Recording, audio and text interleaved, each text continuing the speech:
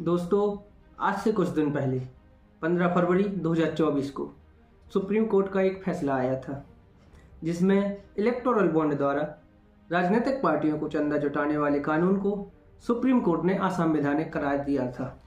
State bank of India को निर्देश दिया गया था कि अभी तक जितने भी इलेक्टोरल बॉन्ड की बिक्री हुई है, खरीदी हुई है, उनके द्वारा किन पार्टियों को कितना चंदा दिया गया है, इस सब की जानकारी 6 मार्च तक चुनाव आयोग को दे दी जाए। चुनाव आयोग 13 मार्च को सारी जानकारी अपनी वेबसाइट पर डाल देगा और जिससे लोगों को जानने को पता चलेगा कि मैं जिस राजनीतिक पार्टी को अपना वोट दे रहा हूँ उसको किस कॉरपोरेट क्षेत्र ने कितना चंदा दिया है और उसके बदले में उस कॉरपोरेट को क्या कुछ मिला है। ये पूरा कच्चा चिट्ठा सामने आ जाता। सुप्रीम कोर्ट के द्वारा इलेक्टोरल बॉन्ड को असंवैधानिक करार दिया गया था। इस इलेक्टोरल बॉन्ड व्यवस्था को लाने के लिए सरकार ने भारतीय जनप्रतिनिधित्व कानून, आयकर कानून और कंपनी एक्ट में संशोधन किया था। उन सब संशोधन को भी रद्द कर दिया गया था और साथ में यह भी कहा गया सुप्रीम कोर्ट द्वारा अपने फैसले में कि पिछले 15 दिनों में जो इलेक्टोरल बॉन्ड आए थे जिनको भुनाया नहीं गया है उनको वापस करना पड़ेगा।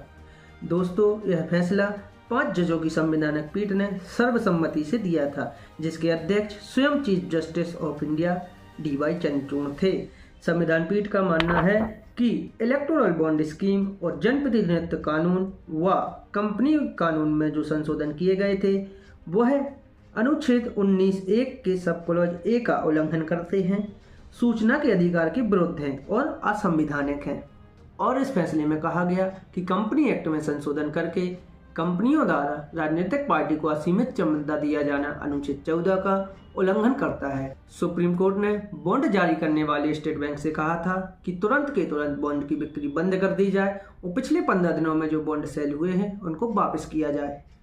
सुप्रीम कोर्ट ने SBI को 3 हफ्ते के अंदर पूरी जानकारी जमा करने के लिए आदेश दिए थे।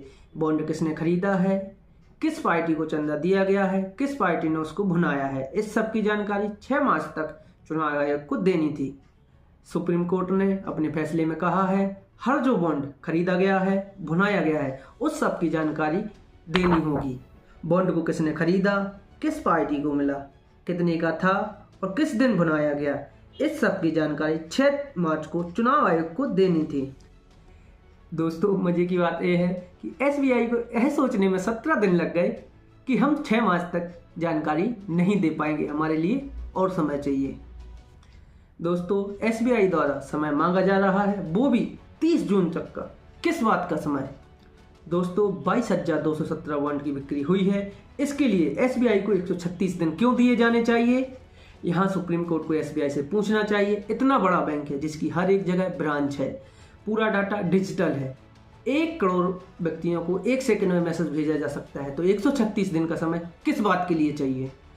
जब सब कुछ तुरंत हो सकता है तो 136 दिन किस बात के लिए चाहिए? आपको जानकारी 6 मार्च तक चुनाव आयोग को देनी होगी। SBI ने 30 जून तक का समय मांगा है। जब तक लोकसभा चुनाव हो जाएंगे फिर इस मुद्दे का क्या महत्व रह जाएगा।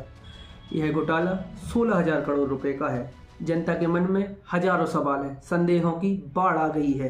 क्या ये सब सरकार को बचाने के लिए किया जा रहा है, जिसमें सुप्रीम कोर्ट के फैसले को ही दांव पर लगाया जा रहा है? जैसे ही SBI द्वारा सुप्रीम कोर्ट से जानकारी देने के लिए 4 महीने का समय मांगा गया, इसके साथ ही उन सब व्यक्तियों के संदेहों पर मुहर लग गई कि सरकार हिडेनबर्ग की रिपोर्ट की तरह इस मामले का भी कोई ना कोई जुगाड़ कर ले आएगी और बचने का रास्ता निकाल लेगी, और SBI वही कर रहा है। दोस्तों, यह सवाल यही है कि किस कॉरपोरेट ने किस किस पार्टी को कितना कितना चंदा दिया है, उसके बदले में किस कॉरपोरेट को नीतियों के सहारे क्या क्या मिला है, इस सब की जानकारी क्यों नहीं सार्वजनिक की जा सकती? यह जनता का अधिकार है। लोकतंत्र में ये सामने आना चाहिए ताकि लोगों को पता चले कि हम जिस पार्टी को अपना वोट दे रहे हैं वह पार्टी किसके लिए नीतियां बना रही है, किसी कॉरपोरेट को बनाने के लिए या जनता के भले के लिए, ये सब सामने आना चाहिए। समय सीमा के 1 दिन पहले कोर्ट जाकर SBI ने चतुराई दिखाई है। ठीक 1 दिन पहले सुप्रीम कोर्ट जाने से इस बात का फैसला हो चुका है। कोर्ट SBI के अधिकारियों को जेल तो भेजने से रहा, बस डांट या फटकार लगा दी जाएगी और मामला शांत हो जाएगा। दोस्तों, यहाँ एक्सपर्ट का मानना है कि इस सब जानकारी देने के लिए एसबीआई को मात्र 1 दिन का समय चाहिए होगा, लेकिन हमारे संवैधानिक संस्थानों को शर्म की बात है कि ये जानकारी नहीं दी जा रही है, छुपाई जा रही है। टोटल इलेक्ट्रल बॉन्ड का नंबर है उसे 22,000 के करीब है, और टोटल पार्टी पॉलिटिकल पार्टी जो आज एलिजिबल है उसे 25 है। हमारा जो आरटीआई से डेटा आया तो 25 पार्टियों का जो इसमें बांटा गया है वो कोई मुश्किल होना ही नहीं चाहिए। और दूसरी बात तो इन्होंने इतने प्रोफिशिएंट थे कि जैसे ही सेल खत्म होती थी उसके 24 घंटे का बाद ही पूरी कौन सी ब्रांच में कितने पैसे बिके, कितने नंबर के 1 करोड़ के थे, कितने 1 लाख के थे, कितने 10, वो भेज दिया जाता था 24 घंटे। इसके मतलब सिस्टम है।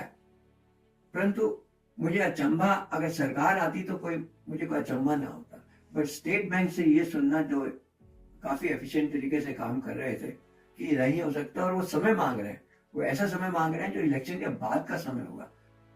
इससे साफ पता चलता है कि वो चाहते हैं कि इसका समय गेन किया जाए और जो उसका फैसला वो अगली सरकार करे, तो होल पर्पज इसका खत्म हो जाता है। और दूसरा बात है, जो इन्होंने सिस्टम बनाया था और जैसे जवाब आते थे, जो आज सेल खत्म होती थी अगले दिन इसकी चिट्ठी फाइनेंस मिनिस्ट्री के पास भेज दी जाती थी कंप्लीट डेटा के पास। तो ये सही नहीं है उनका कहना। ये एक तरीके का मुझे लगता है कि एक पच नहीं रहा जो उन्होंने। दोस्तों, यहाँ प्रत्येक भारतीय का हक है कि किस राजनीतिक पार्टी को किस कॉरपोरेट ने कितना चंदा दिया है, ये जानने का बिल्कुल हक है। तभी तो पारदर्शी रूप से चुनाव हो पाएंगे, तभी तो चुनाव में पारदर्शिता आ पाएगी। अगर यह जानकारी चुनाव के बाद आती है तो इसका कोई महत्व नहीं रह जाएगा। इस इलेक्टोरल बॉन्ड कानून से 77% चंदा सिर्फ एक पार्टी को मिला है, वो है बीजेपी, और बाकी का चंदा सभी पार्टियों को मिला है।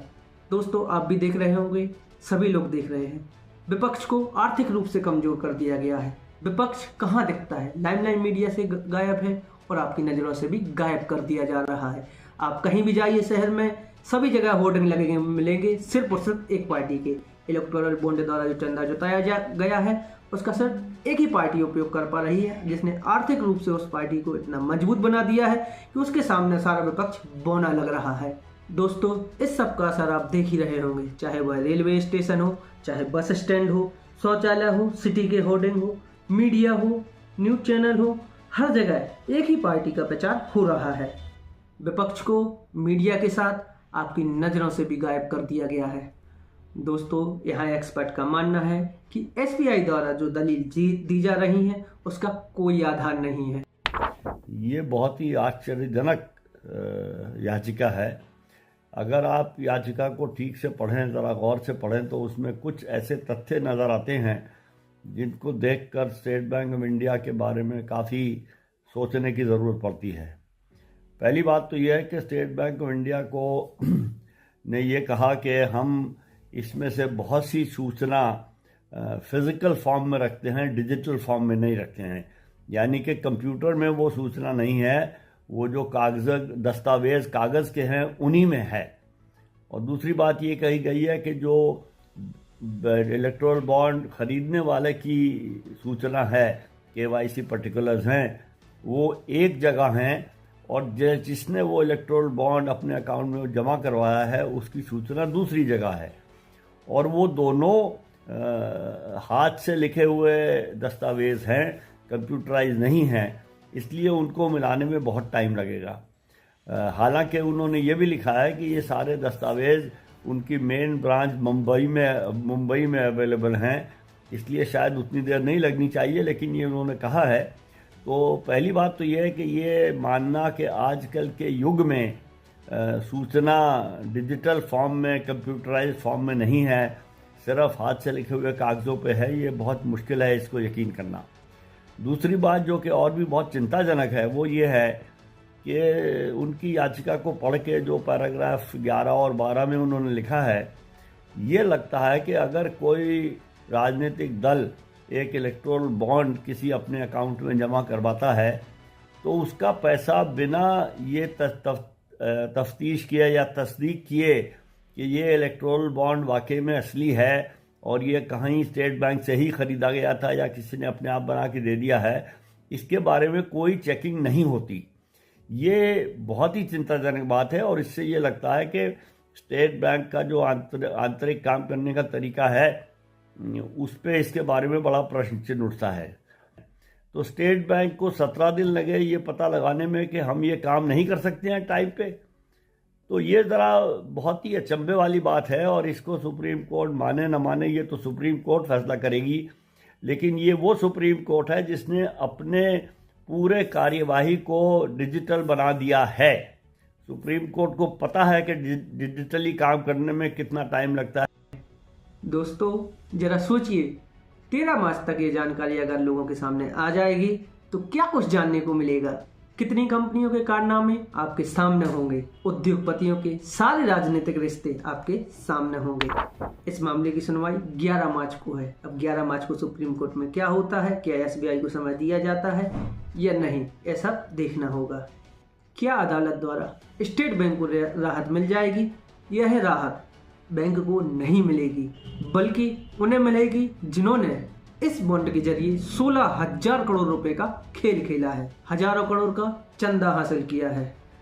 दोस्तों अगर हमारा वीडियो अच्छा लगा हो तो वीडियो को लाइक करिए, अपने दोस्तों के साथ शेयर करिए और हमारे चैनल को सब्सक्राइब करिए। धन्यवाद।